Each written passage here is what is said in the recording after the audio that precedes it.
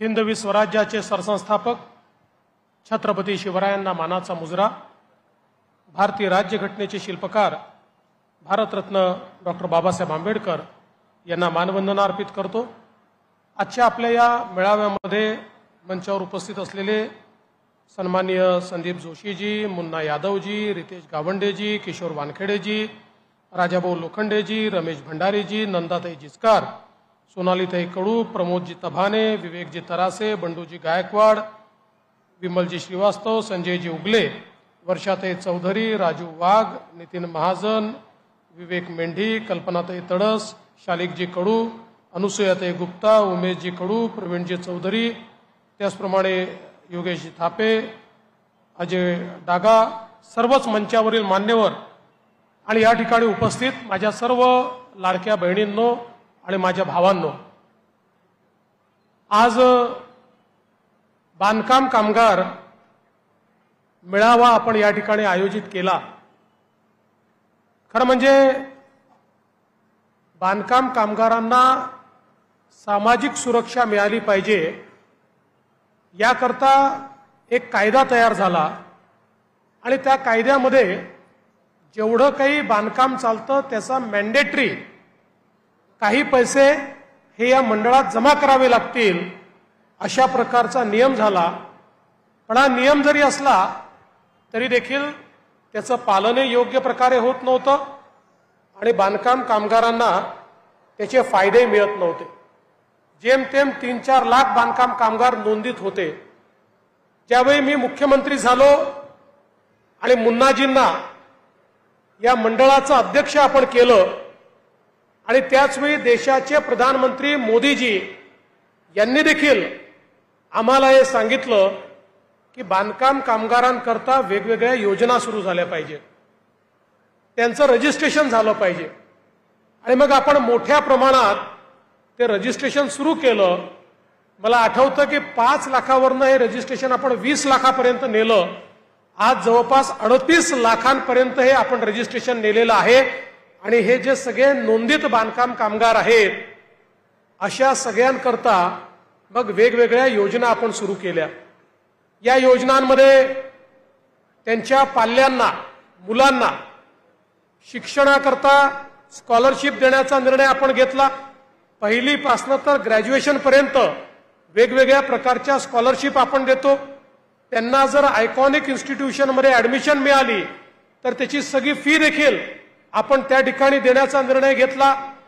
आमचे जे हे कामगार आहेत यांच्या परिवाराला 5 लाखापर्यंतचा सगळा इलाज हा मोफत देण्याचा निर्णय आपण त्या ठिकाणी केला। एवढंच नाही तर कौशल्य प्रशिक्षणाच्या माध्यमातून मुलांना स्किल ट्रेनिंग देण्याचा निर्णय आपण केला। यासोबत आपले जे हे काही बांधकाम कामगार आहेत जे स्वतः काम करतात पण त्यातल्या अनेकांचं स्वतःचं घर नव्हतं, आपण त्यांच्याकरता अटल आवास योजना सुरू केली आणि निर्णय केला प्रधानमंत्री आवास योजनेच्या अंतर्गत 2 लाख रुपये आणि अटल आवास योजनेच्या अंतर्गत 2 लाख रुपये असे 4 लाख रुपये ज्या बांधकाम कामगाराच्या जवळ स्वतःचं घर नसेल त्याला 4 लाख रुपये देण्याचा निर्णय आपण केला आणि त्यासोबत त्यांना सगळ्या प्रकारचं ट्रेनिंग देऊन या टूल किट असतील, भांडी असतील, अशा प्रकारची सगळी मदत ही त्यांना देण्याचा आपण निर्णय केला। आणि आज मला अतिशय आनंद आहे की पुन्हा आपलं सरकार आल्यानंतर अत्यंत वेगाने आपण हे काम सुरू केलेलं आहे। आज बांधकाम कामगारांना हे जे कार्ड या ठिकाणी आपण देतोय, मुन्नाजींनी सांगितलंय खरं आहे, हे कार्ड केवळ भांड्यापुरतं मर्यादित नाही आहे, तर या कार्डामुळे आपल्या मुलांना शिक्षणात मदत मिळणार आहे। या कार्डामुळे आपल्या परिवाराला जो काही कधी आजारी झालं तर इलाजामध्ये मदत मिळणार आहे, आपल्या परिवाराला घराकरता त्याच्यात मदत मिळणार आहे आणि अनेक योजना आहेत, जवळजवळ 10-12 योजना, म्हणजे त्याच्यामध्ये इन्शुरन्सची योजना आपण तयार केली आहे। सगळे जे आपले बांधकाम कामगार आहेत त्यांना इन्शुरन्स देऊन त्यांना अपघात झाला, दुर्दैवाने कोणी जखमी झाला तर त्याला पैसे मिळणार आहेत, एखाद्याचा मृत्यू झाला तर त्याला पैसे मिळणार आहेत। सामाजिक सुरक्षिततेकरता ज्या ज्या गोष्टी आवश्यक आहेत ज्याच्याकडे कार्ड असेल त्याला या सगळ्या गोष्टी या ठिकाणी मिळणार आहे। एक प्रकारे हे जे कार्ड आहे हे तुमचं कवच आहे की जे कवच तुमच्याकडे असेल तर निश्चितपणे भविष्यामध्ये खूप गोष्टी आपल्यापर्यंत या ठिकाणी पोहोचणार आहेत। आणि म्हणूनच मोठ्या प्रमाणात हे रजिस्ट्रेशन आपण सुरू केलं आणि मला अतिशय आनंद आहे की या ठिकाणी आपल्या सर्व नगरसेवकांनी प्रयत्न केला आणि मुन्नाजींच्या माध्यमातून मोठं रजिस्ट्रेशन करून आज कार्ड आपण या ठिकाणी वाटतोय आणि ज्यांना कार्ड मिळणार आहेत त्यांना किट भांडी सगळ्या गोष्टी त्या ठिकाणी त्यांना कुपन मिळेल त्या माध्यमातून मिळणार आहे। मला असं वाटतं की आपलं जे सरकार आहे मोदीजींच्या नेतृत्वात आणि महाराष्ट्रामध्ये आपलं सरकार हे सातत्याने सामान्य माणसाच्या जीवनात काय परिवर्तन करता येईल अशा प्रकारचा प्रयत्न आपण करतो। आपल्याला कल्पना आहे आपण लाडकी बहीण योजना सुरू केली। आज आपण वर्षाला 18,000 रुपये महिन्याला 1,500 रुपये लाडक्या बहिणींच्या खात्यामध्ये देतो। आता ज्यांचे फॉर्म ऑगस्टच्या शेवटच्या महिन्यात नंतर ऑगस्टच्या शेवटच्या वीक नंतर भरले गेले आहेत अशा सगळ्या लोकांना ऑगस्ट आणि सप्टेंबरचे जे पैसे आहेत ते आता आपण या महिन्याच्या शेवटी देऊ, ऑक्टोबरमध्ये पुन्हा ऑक्टोबर नोव्हेंबरचे पैसे देऊ। त्यामुळे कुठल्याही परिस्थितीमध्ये काँग्रेसच्या लोकांनी कितीही प्रयत्न केला तरी लाडकी बहीण योजना आम्ही बंद होऊ देणार नाही हा देखील माझा तुम्हाला शब्द आहे। आपल्याला माहिती आहे काँग्रेसचे नेते या योजनेच्या विरुद्ध हायकोर्टमध्ये गेले। हायकोर्टात जाऊन त्यांनी सांगितलं ही योजना म्हणजे पैशाचा अपव्यय आहे। आपण ज्या महिलांकरता योजना सुरू केल्या मग लाडकी बहीण योजना असेल किंवा लेक लाडकी सारखी योजना असेल की ज्या योजनेमध्ये घरी जर कन्या रत्न तुम्हाला प्राप्त झालं तर ती 18 वर्षाची होतपर्यंत आपण 1 लाख रुपये त्या मुलीला देतो। जन्माला 5,000 रुपये देतो, पहिल्या वर्गात 5,000 रुपये देतो, चौथ्या वर्गात 6,000 रुपये देतो, 7व्या वर्गात 7,000 रुपये दिलो, 11व्या वर्गात 10,000 रुपये देतो। असं करत जवळजवळ 1 लाख रुपये आपण या मुलीकरता देतो। ही लेक लाडकी सारखी योजना आपण केली। एसटी मध्ये महिलांना प्रवास 50% पैशात करता येईल अशा प्रकारची सवलत त्या ठिकाणी केली। आणि सगळ्यात महत्त्वाचं जर काही असेल तर आता आपल्या मुलींना उच्च शिक्षणाकरता एकही पैसा द्यावा लागणार नाही। प्रायव्हेट कॉलेजमध्येही मुलींना उच्च शिक्षण मोफत आपण केलेलं आहे। सरकार आता आपली फी त्या ठिकाणी भरणार आहे। अशा प्रकारची व्यवस्था आपल्या सरकारने केली आहे।